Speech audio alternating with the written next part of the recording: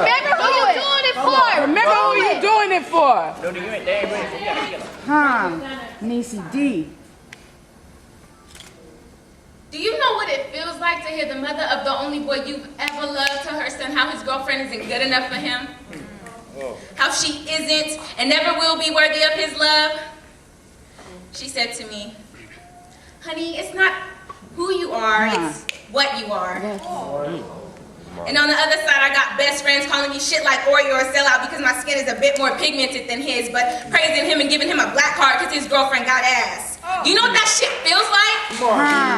Tell him. To hear your mother tell you that your children would never know their white grandmother and they'll only identify with their black side. To hear his mother sing in excitement for mulatto grandchildren, but tell me to name them Shaniqua, Trayvon, and Marquise. And to have, if he can't use your comb, don't bring him home, as a constant reminder from your mother that the man you fall in love with should be black. When racial slurs of the world become native to the tongues of the people native to your home, how do you escape that feeling of being alone? You don't. Because you can't. Got one. What do a black person and an apple have in common? Now, I sat in silence when I first heard this because I really didn't know. They both hang from trees. I was in a position of discomfort, so my neurons didn't reach my brain in order to be able to tell my mouth to speak. Or else I would have been like, fuck you, Derek, fuck you, Cody, fuck you, Ron, and oh yeah, fuck you too, Lisa. Hey. But with mother's approval or disapproval, with the blessing from father and not accepted or unaccepted from one bloodline to another, me and this white boy, we made a pinky promise to forever love each other. We walked through the mall with his milk-shaded hands interlaced with the chocolate of mine, and of course people stare and mumble words. Quick to defend our mixed love in silence, we always show displays of affection in public. To see the faces made when the pink of his lips caressed the dark of mine only fueled the fire of our love. You see, what made our relationship complex was our complexion, and though we walk with no insecurities visible to the naked eye, we fulfill with them from head to toe. You see, I love this white boy, and I know he loves me, so why should we be ashamed to do what we do? Got people asking me questions like, how do you pull a white boy in what his white dick tastes like? Well, one, I'm cute.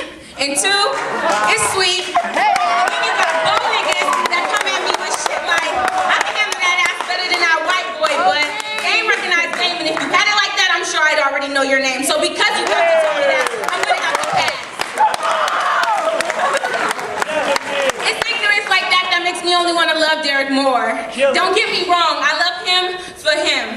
But I want to show to you the beauty we possess as a collective. We are the picture-perfect example of Dr. King's dream. We are the basis for products of greatness like Barack Obama, Bob Marley, Jimi Hendrix, Alicia Keys, Halle Berry, Carmelo Anthony, Smokey Robinson, and Tiger Woods.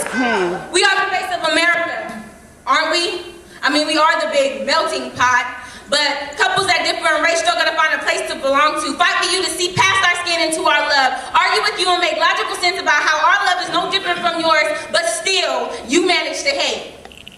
Through all this, I've come to recognize my own strength, but not allowing any phases to be made upon me, who I am, or who I choose to love.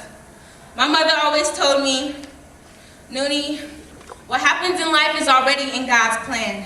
So I believe that he meant for this black girl to love that white boy, despite his ethnic background and the flaws we contain as human beings, just as God does for us himself. And as I love him, I can walk with pride in the color of my skin and the background of my ethnicity because he loves me for me as I do for him. So united we stand and united we fall. There's no division in our shit.